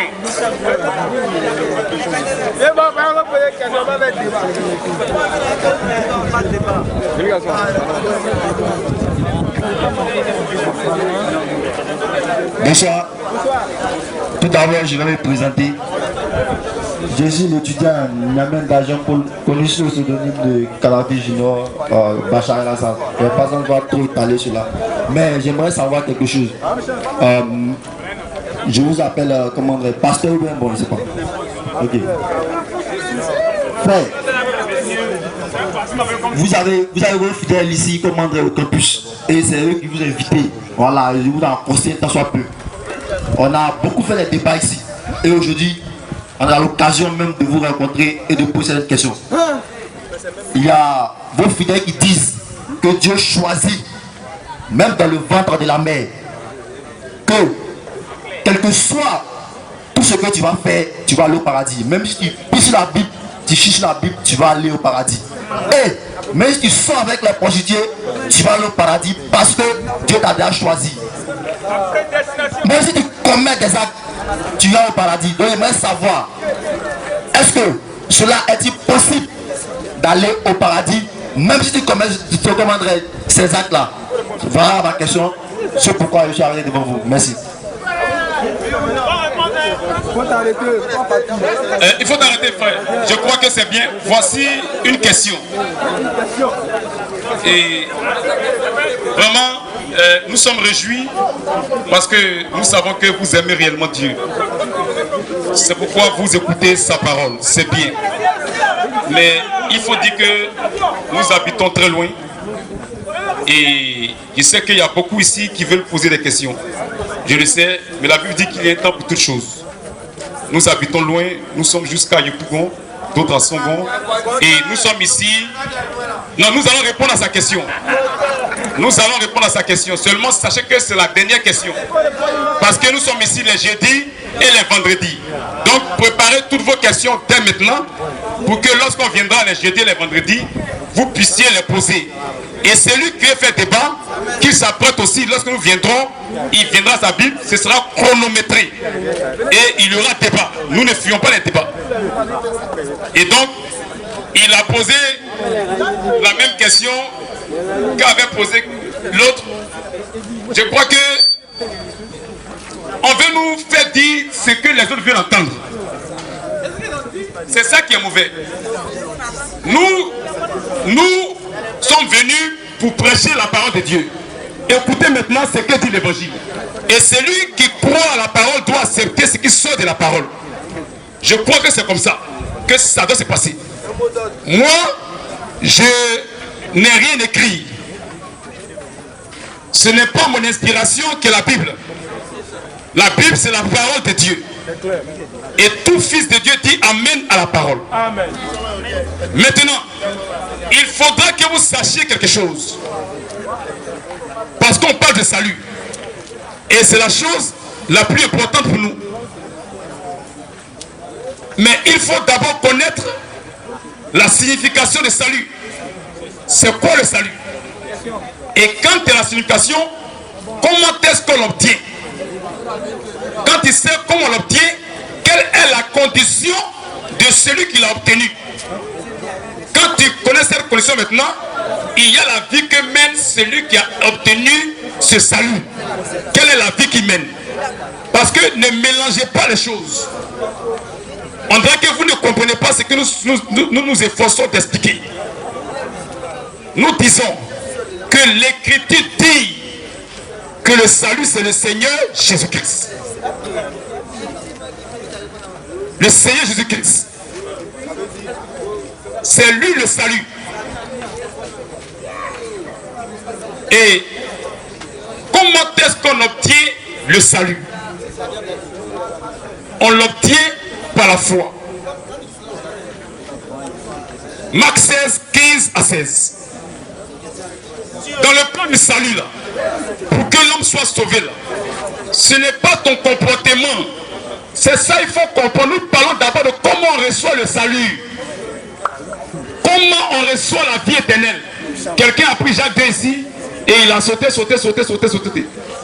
On allait prendre Jacques 2 pour lui expliquer. Il confond les œuvres de la foi et les œuvres de la loi. On va l'enseigner. On va l'enseigner. Quand tu ne connais pas quelque chose, il faut te méfier. Nous sommes venus, on a dit question-réponse. Ça veut dire qu'on a lu la Bible aussi. Et visité par l'Esprit de Dieu, on a été éclairé. On a été éclairé. C'est pourquoi on vient maintenant question-réponse. Et donc, disons Marc 16, 15 à 16. Marc 16. Oui. 15. Oui. Puis il a dit. Puis Jésus dit à ses disciples. Allez par tout le monde. Allez par tout le monde. Et prêchez la bonne nouvelle. Et prêchez la bonne nouvelle. Est-ce que la bonne nouvelle là, c'est ton comportement? Est-ce que c'est ton comportement? La bonne nouvelle, c'est l'évangile. La parole de Dieu. Qu'est-ce que la parole dit? Donc prêcher la bonne nouvelle, oui, à toute la création. À toute la création. Celui qui croira. Celui qui va croire à ce que vous prêchez là. Et qui sera baptisé. Et qui sera baptisé. Sera sauvé. Sera sauvé. Donc pour être sauvé là, il faut croire à l'évangile du Seigneur Jésus-Christ. Il faut avoir la foi. Vous voyez, être sauvé est trop facile. C'est pourquoi les gens ne savent pas. Oh, par là, en fait, c'est trop difficile. Et les gens passent par le chemin long, le chemin large. Pour être sauvé, il n'y a pas d'effort à fournir parce qu'il y a un seul être qui a posé un acte pour que tu sois sauvé. C'est ça que le peuple doit comprendre. Pour avoir la vie là, c'est pas toi que Dieu a donné. Ce ne sont pas tes comportements qui ont été donnés. Jean 3, 16 et Romains 3, 21 à 26. Pour avoir la vie éternelle, il y a un don que Dieu a fait à l'humanité. Il y a un don. La vie éternelle est un don. Ce ne sont pas tes comportements qui ont été destinés pour que tu aies la vie éternelle. Oui. Car Dieu a tant aimé le monde. Car Dieu a tant aimé le monde. Il a donné son Fils unique. Qu'il a donné son Fils unique. C'est pourquoi je dis à force matin, si tu connaissais le don de Dieu, c'est toi qui allais me demander à boire. Parce qu'elle c'est pas qu'elle est en présence du don de Dieu. Pour qu'elle-même ait la vie éternelle. Elle ne le savait pas. Oui. Car Dieu a tant aimé le monde. Car Dieu a tant aimé le monde. Il a donné son Fils unique. Qu'il a donné son Fils unique. Afin que quiconque croit en lui. Afin, ce Fils unique a été donné. Il n'a pas mis ton comportement dedans. C'est ça on doit comprendre. On va faire comprendre au peuple que pour le salut là, l'homme a été disqualifié. Il y a un seul être qui a été donné par Dieu pour que nous soyons sauvés. C'est à ça qu'il faut croire. Car Dieu a tant aimé le monde qu'il a donné son Fils unique. Qu'il a donné son Fils unique. Afin que quiconque croit en lui. Afin que celui qui croit en son Fils ne périsse unique. point. Ce n'est pas celui qui se comporte bien. Non. Bon comportement est bon. Mais ça ne garantit pas le salut. Pour que tu sois sauvé là, il y a quelqu'un qui a fait le travail. Bon, afin que celui qui croit en Jésus-Christ ne périsse point. Mais qu'il ait la vie éternelle. Mais qu'il ait la vie éternelle. Est-ce que tu comprends? Pour avoir la vie éternelle là, il faut croire en Jésus-Christ, sa parole. Et c'est pourquoi nous lisons Romains 3, 21. Mais maintenant, sans la loi. Comment le verset 19? Parce que la loi que Dieu a donnée là, il t'explique maintenant.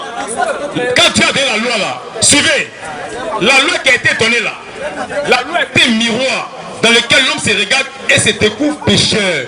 C'est pourquoi Dieu a donné la loi. Ce n'est pas pour que l'homme ait la vie éternelle, mais c'est Dieu seul qui sait. Et donc quand il voit la loi, quand il pêche, quand il vote, c'est que tu es un voleur. Quand tu cherches femme, tu commets l'adultère. C'est à cause de la loi.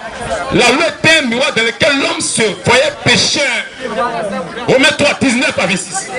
Oui. Or nous savons que tout ce que dit la loi, elle le dit à ceux qui sont sous la loi, afin que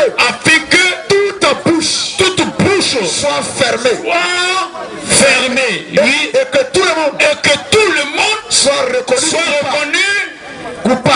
reconnu coupable devant Dieu. Quand tu vois la loi, tu es un voleur, tu es un pécheur.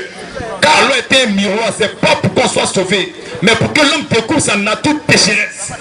Parce que c'est Dieu seul qui sait. Oui. Car nul sera justifié. C'est le miroir. Car nul ne sera justifié devant lui par les œuvres de la loi. Aucun homme ne sera sauvé par son comportement. Tu as vu? Aucun homme par les œuvres de la loi, oui. Puisque c'est par la loi que vient la connaissance du péché. La loi est un miroir dans lequel l'homme découvre qu'il est péché, c'est tout. C'est par la loi que vient la connaissance du péché. Mais maintenant là, sans la loi est manifestée la justice de Dieu. La justice de Dieu. À laquelle la justice de Dieu, la loi n'a rien à voir dedans. La loi n'était qu'un miroir. Mais pour sauver là, c'est ça la loi. À laquelle rend témoignage. La loi et les prophètes. La loi même annonçait l'arrivée du véritable sacrifice. Les prophètes annonçaient l'arrivée du véritable sacrifice. Donc la loi et les prophètes même annonçaient cela, la justice de Dieu. Oui, justice de Dieu. Justice de Dieu par la foi en Jésus-Christ. Par la foi en Jésus-Christ. Jésus-Christ. Pour tous ceux qui croient. Pour tous ceux qui croient. Pour tous ceux qui croient. C'est pour tous ceux qui croient. Il n'y a pas de distinction. Il n'y a donc pas de distinction. Car tous ont péché. Tous ont péché. Tous ont péché. Tous ont péché et sont privés. De la gloire de Dieu. Tous les hommes en réalité doivent aller en enfer. Tous les hommes sont déclarés pécheurs devant Dieu. Si tu n'es pas rapport sexuel, tu es pécheur devant Dieu. C'est pourquoi ce péché-là condamne même le bébé. Parce que la Bible sauve le bébé. Même le bébé, le fœtus qui est dans le ventre de sa mère, qui n'a rien fait, la Bible l'a taxé de pécheur.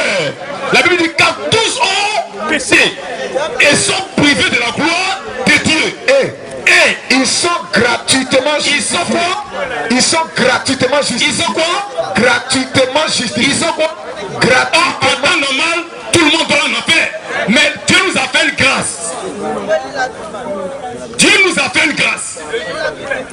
On a été gratuitement justifiés, lui. Par sa grâce. Par sa grâce. Par le moyen de la rédemption. Par le moyen de la rédemption qui est en Jésus-Christ. Qui est en Jésus-Christ. C'est par ce moyen-là qu'on a été justifié. C'est pas par nos comportements. Lui, c'est lui. C'est lui, Jésus, que Dieu a destiné. Que Dieu a destiné. Et ce n'est pas ton comportement qui a été destiné par Dieu. Ce n'est pas ton bon comportement qui a été destiné par Dieu pour que tu sois sauvé. C'est de ça qu'on parle. Écoutez très bien. Pour avoir le salut là, pour être sauvé là, l'homme a été disqualifié. Il y a un travail qui a été fait. On parle de recevoir la vie éternelle. Ne confondez pas ça avec la marche chrétienne. C'est Jésus qui a été destiné. Oui. C'est lui que Dieu a destiné. C'est lui que Dieu a destiné. Par son sang. Par son sang. Par son sang. On veut dire que sans effusion de sang, il n'y a pas de pardon de péché. Donc c'est lui qui a été destiné par Dieu par son sang à être pour ceux qui croiraient. Pour ceux qui croiraient. Victime propitiatoire. La victime propitiatoire. Propitiatoire. On n'a pas le temps. Alors, donc c'est lui qui a été destiné afin de montrer sa justice. Afin de montrer sa justice. Parce qu'il avait laissé impunis les péchés. Parce qu'il avait laissé impunis les péchés commis auparavant. Au temps de sa patience. Au temps de sa patience. Afin dis-je. De montrer sa justice. De montrer sa justice. Dans le temps présent. Dans le temps présent. De manière. À être juste. Tout en justifiant. Celui qui a la foi en Jésus. Celui qui a la foi en Jésus. Non, c'est Dieu qui justifie, c'est pas l'homme qui se justifie lui-même. Où donc est le sujet de se glorifier. Est le sujet de se glorifier. Donc l'homme ne peut pas se glorifier devant Dieu. Où donc est le sujet de se glorifier. Est le sujet de se glorifier. Il est exclu. Par quelle loi? Par la loi des œuvres. Par la loi des œuvres? Non. Jamais. Mais par la loi de la foi. Mais par la loi de la foi. Parce que c'est qu'elle est plus conforme qu'à la loi de la foi et à la loi des œuvres. Oui, car nous pensons que l'homme est justifié. Que l'homme est justifié par la foi. Par la foi. Sans les œuvres de la loi. Sans les œuvres de la loi. Est-ce que tu crois à l'écriture? Romains 3, 21 à 28. Est-ce que tu crois à l'écriture? C'est la parole de Dieu, c'est pas nous qui avons écrit ça. La Bible dit que l'homme est justifié par la foi sans les œuvres de la loi. Pour être sauvé là, il faut croire à Jésus-Christ. Jean 6, 47.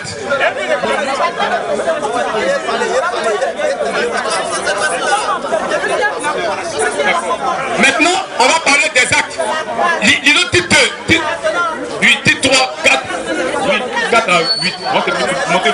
Dis 3, 4 à 8.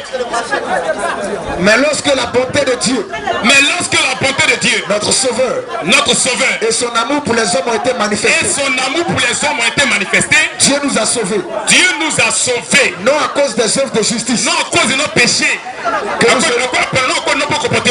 nous aurons accompli.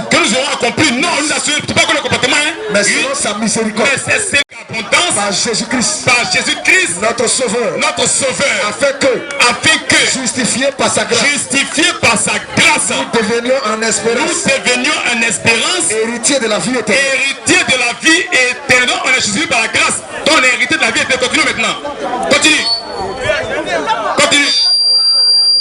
Cette parole est certaine. On est sauvé, c'est vrai. Mais cette parole est certaine. Et je veux que tu affirmes ces choses.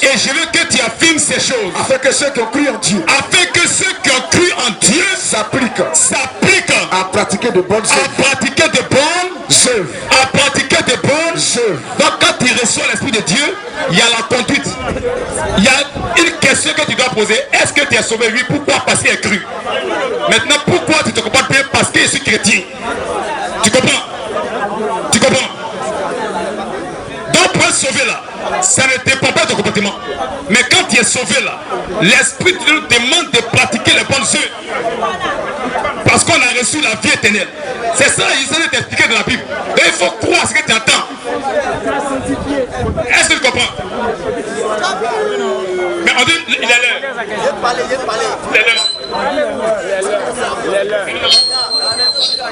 Bon, nous vous aimons tous. Nous sommes là les jeudis et les vendredis. Donc, après vos questions, on nous fait signe qu'il est l'heure. Venez de passer. Donc, venez les jeudis. On est là pour toutes vos questions. Nous vous saluons. Que Dieu vous bénisse. On a jeudi. Tous ceux qui sont intéressés peuvent vous approcher.